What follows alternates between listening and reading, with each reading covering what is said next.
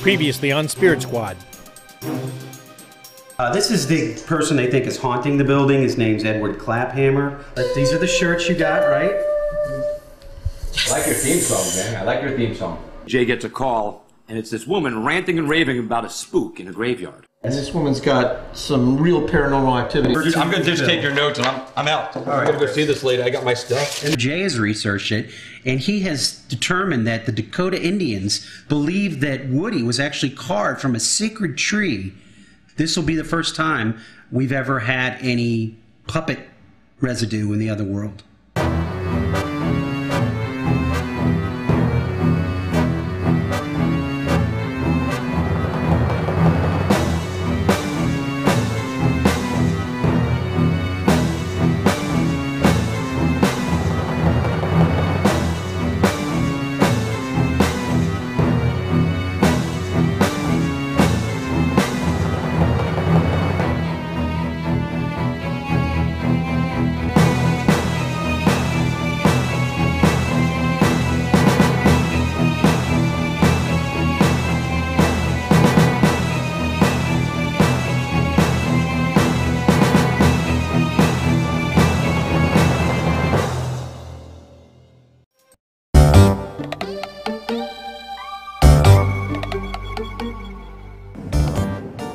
I think this is going to be a legitimate call. It's right up here, so...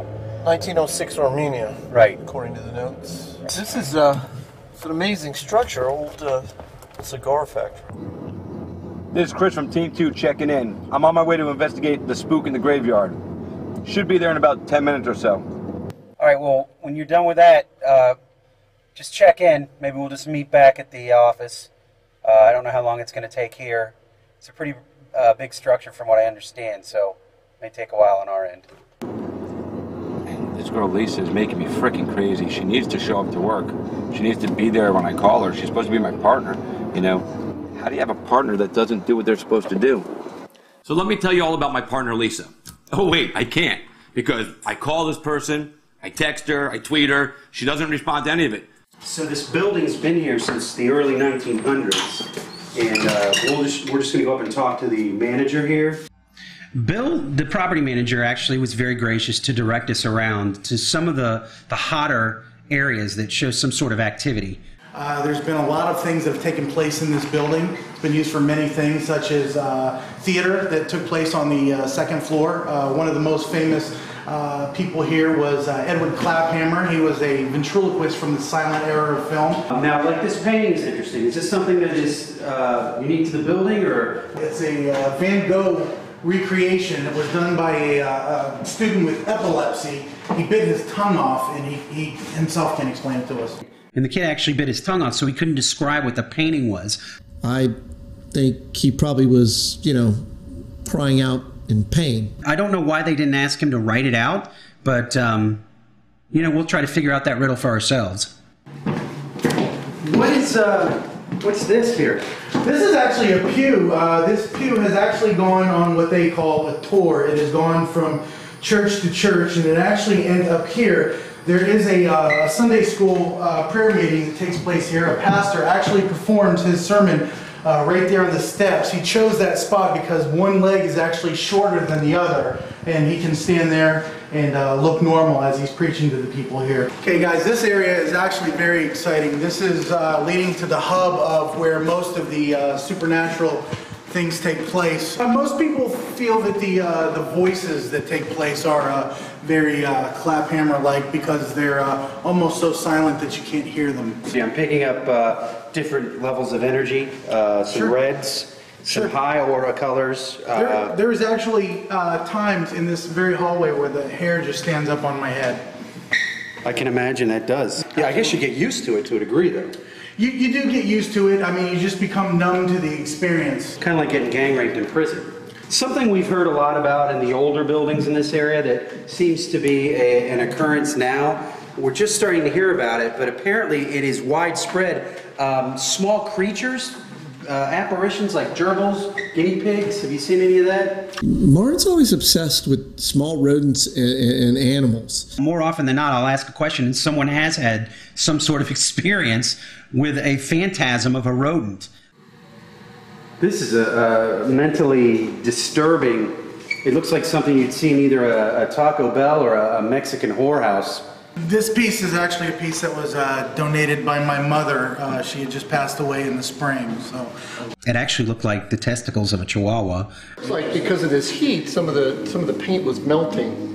Again, this was painted by my dead mother. We'll move on.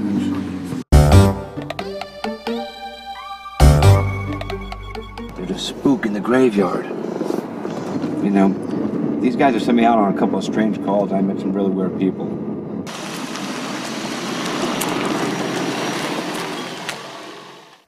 Let's see what's going on here.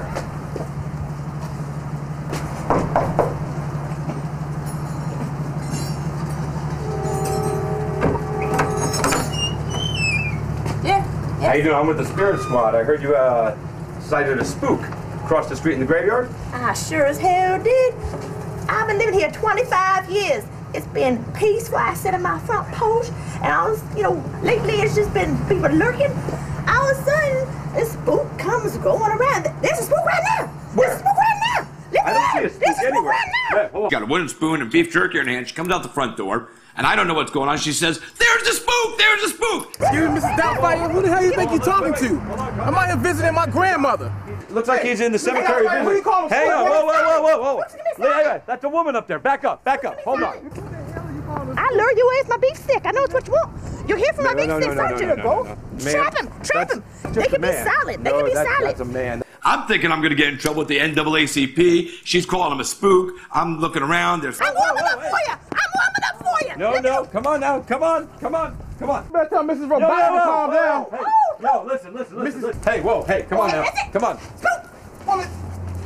I will slap the Look, and this is not what's supposed to go on. I don't hunt black people. I hunt ghosts. I'm a human. I'm here to hunt ghosts. I don't hunt black people. The fact that some of the lights are on and some of them are off is unusual. It is. That could be due to poor maintenance, but yeah, that I understand the creepy feeling. Did you hear that? I heard something there. I did. Wow. I did hear something. Jay, do you hear that? I do. It's very repetitious too. There's the sound and there's a wind now here, like a sucking vortex. Do you feel it? I do. There's a wind kind of feel to it. Wow. Notice how those are moving. Yeah, this is very strong in here. Do you feel this, Bill? Guys, that's the fan. But there's definitely a sucking, noisy sucking here. A lot of people have said that there's a sucking sensation in this particular room. That says GE on it. I don't think there's anything significant about it. Well, maybe that's someone's initials. It's not, the things that you see aren't always what you think they are. They could be something that you're not thinking that they are. This is a vortex. Yeah. This is pretty much the hub of where everybody is hearing noises. There's generally like a trumpeting sound that people are hearing in this area. There's a lot of funky odors that are taking place, grunting, and nobody can really tell where those sounds are coming from. Right here, I can really. Yeah. I'm you can almost smell immersed. the funk. Yeah. There was a real sense of death and decay. Very odoriferous. Yeah, it's palatable. Yeah. I can taste it. Almost like a bomb went off in this area. Yeah, it's very. This must have been a powerful supernatural experience in here because I'm really feeling that. Most people have heavy. described it as a movement. Yeah. It is. It's a very thick movement, almost like molasses. Thick is a good word. Like a satanic molasses is what I'm thinking. There was a tactile odor that you could taste. You could taste it. You ever had anyone professional besides us go in there and check that? The only professional that we've had in here is the Orkin man, and most people are too scared to come into this particular room. Anything off this horn? Did you hear that? You hear that? I heard that. Off the I heard that. Did you hear that noise? From the horn? That was probably my popcorn, guys. All right. Well, we've got it. We're professionals. We have to respond to that. What's that? Did you see that? What is that? That is actually That came. I think that came from the room with the heat. That's actually the reason. Whoa! Don't let it touch you. Don't let it touch you. This is where people feel that they feel Claphammer the most himself. They feel that he is actually in this room. This is actually the old Claphammer Theater. You guys will be the only people that are allowed in here. Kind of Definitely. Yeah. defecating on Feel that. This is actually his theater. The stage was actually over in that corner over there where you now see the sink. And he's had upwards to 1,500 people in here for one performance. It still boggles my mind that they were able to fit 1,500, 1,000, whatever people in that small area. 1,500 in this very room. 1,500 people in this very That would room. explain the urine smell, I guess. That would explain the urine smell in most cases, but I think in this particular case there was homeless people that were staying in this room. There was definitely an energy in there and some smells.